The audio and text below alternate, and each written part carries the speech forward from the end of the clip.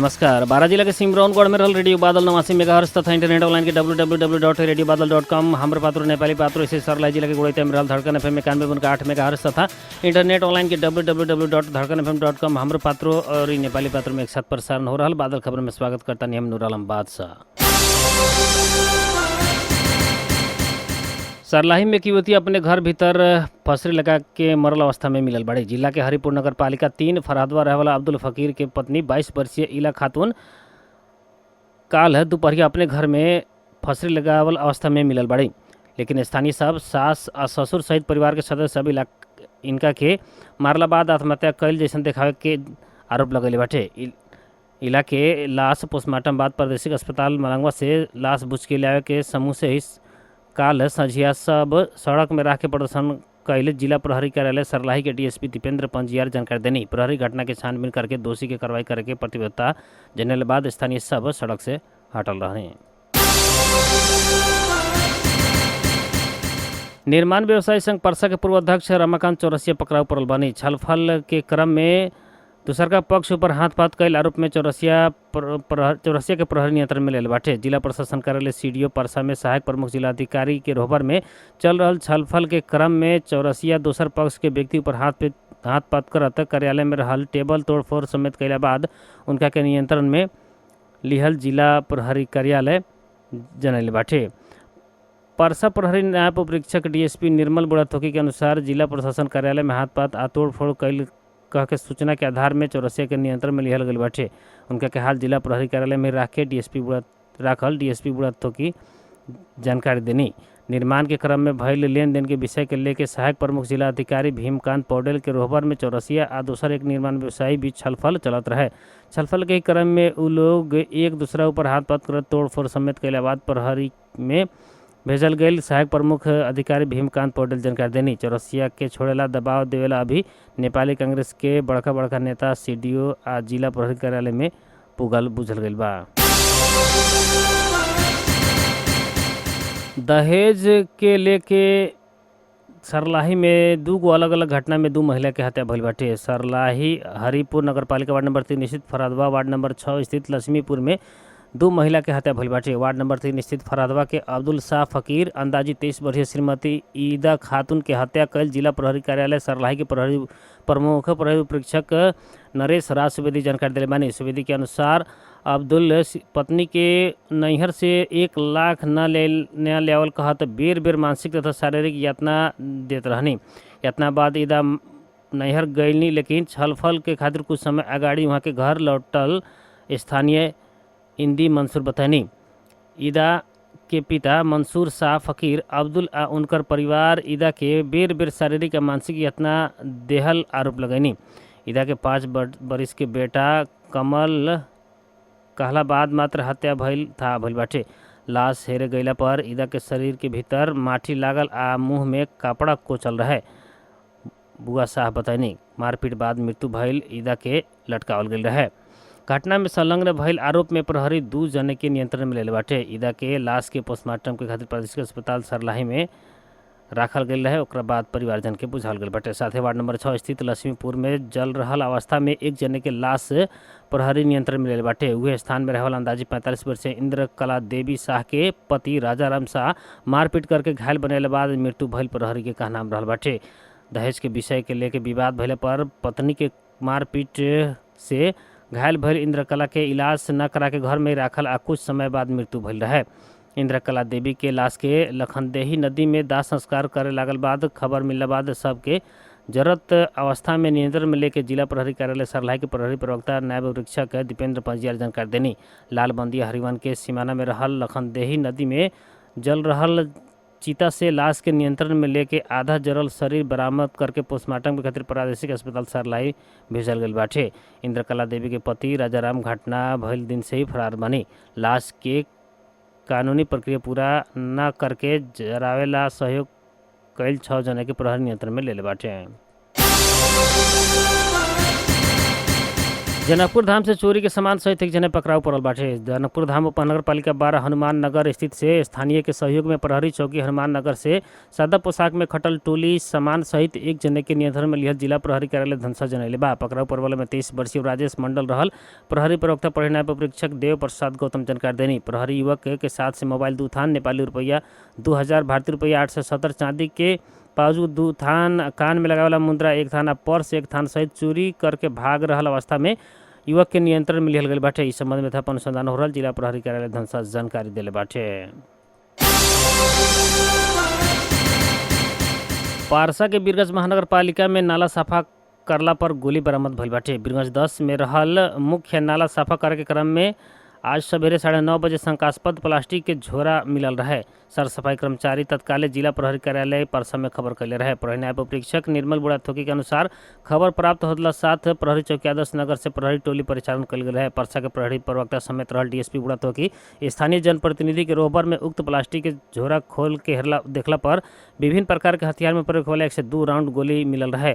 हरनेट के गोली 17 round, SLR के 4 राउंड, 9 mm के 32 राउंड, 38 बोर के 24 राउंड, 45 mm के 4 राउंड, फेडरल के 8 राउंड, विंचेस्टर के 5 राउंड, 7 mm के 1 राउंड, बिगरल खोला 4 राउंड करके बरामद भइल बाटे। ई बारे था अनुसंधान आगे बढ़ाल गए जिला प्रहरी कार्यालय जनैले बा।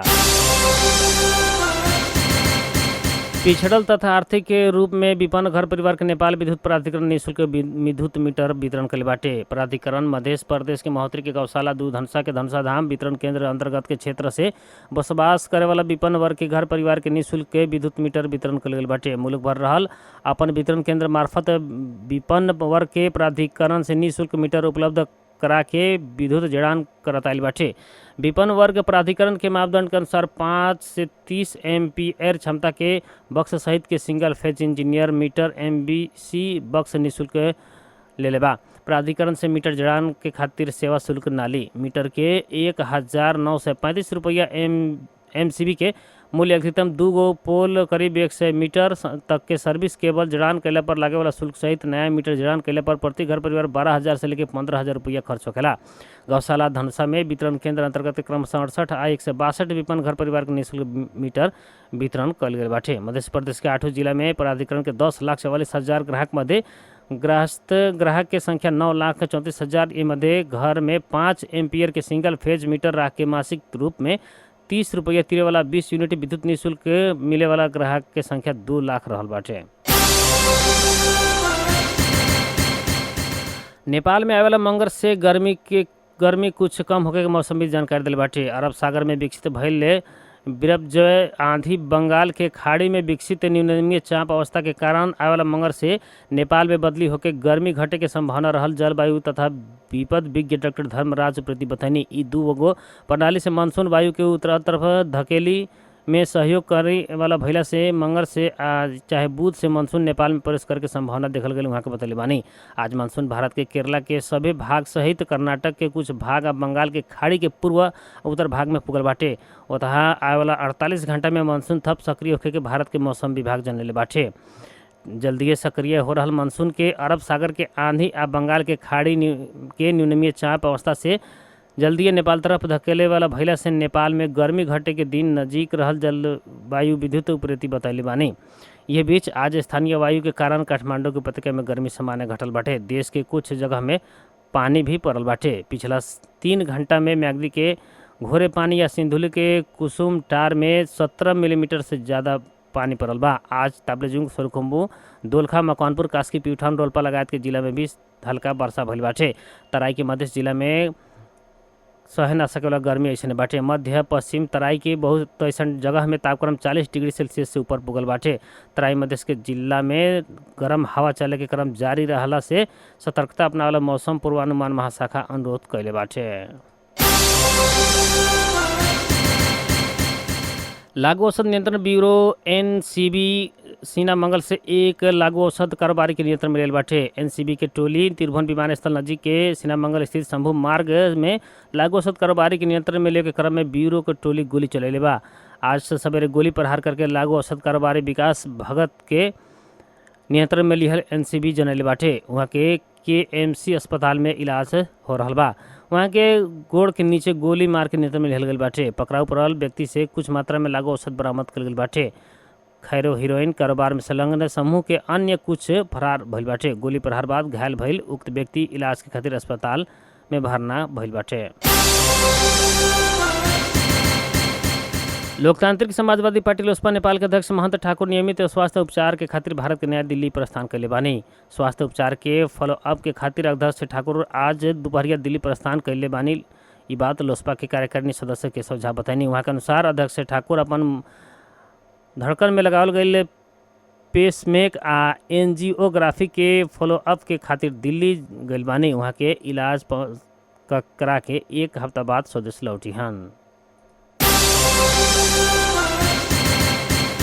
जनता समाजवादी पार्टी नेपाल जसपा 2074 के प्रतिनिधि सभा प्रदेश सभा में के चुनाव में अंतर्घात करे वाला नेता तथा कार्यकर्ता के कार्रवाई करे वाला भइल बाटे। कार्यकारिणी समिति के बैठक से कल निर्णय अनुसार चुनाव में अंतर्घात करे वाला नेता तथा कार्यकर्ता के विधान में भइल व्यवस्था अनुसार कार्रवाई करे वाला भइल बाटे। राष्ट्रीय सभा के सदस्य एवं जसपा के कार्यकारिणी सदस्य मृगेंद्र कुमार सिंह यादव के अनुसार काल बैठल कार्यकारिणी समिति के बैठक से चुनाव में अंतर्घात करे वाला के कार्रवाई करके निर्णय कैले बाटे। केंद्रीय कमेटी के अनुसार पार्टी के विधान में भइल व्यवस्था अनुसार जे जहाँ के समिति में आबद्ध बा उतही समिति से कार्रवाई करके निर्णय भइल बाटे। स्थानीय तह में रहल स्थानीय समिति, जिला में रहल जिला समन्वय समिति, प्रदेश में रहल प्रदेश समिति तथा केंद्र में रहल केंद्रीय समिति कार्रवाई करके बतावल गइल बाटे। कार्रवाई में पड़े वाला सदस्य से हटावे के लेके नसीहत तक के कार्रवाई तो कल गई कार्यकारिणी सदस्य रकम चेमजांग बतैले बानी। अगहन 4 गते संपन्न आम चुनाव जसपा के अध्यक्ष उपेंद्र यादव पराजित भइले बाद ओकर अध्ययन तथा छानबीन के खातिर कार्यदल गठन कल गेल है। पार्टी के कार्यकारिणी सदस्य शिवलाल थापा के संयोजन में गठन भइल उक्त कार्यदल 2079 फागुन 20 गते पार्टी अध्यक्ष उपेंद्र यादव के प्रतिवेदन बुझैले रहे। कार्यदल से करीब 1.5 महीना लगा के 48 जने केंद्रीय सदस्य सहित 152 संगे बयान लिहल है। उ मध्य 80 जने के कार्रवाई के खातिर कार्यदल के सिफारिश कैला में सबसे ज़्यादा सप्तरी जिला में बाटे। कार्यदल के संयोजक थापा के अनुसार जिला से आयल उजुरी के आधार में उक्त नेता सब संगे बयान लिहल गई है। चुनाव के बारे में देशे भर छानबीन करे के भइला पर भी जसपा के अध्यक्ष उपेंद्र यादव हारल क्षेत्र सप्तरी ही मुख्य टारगेट रहे।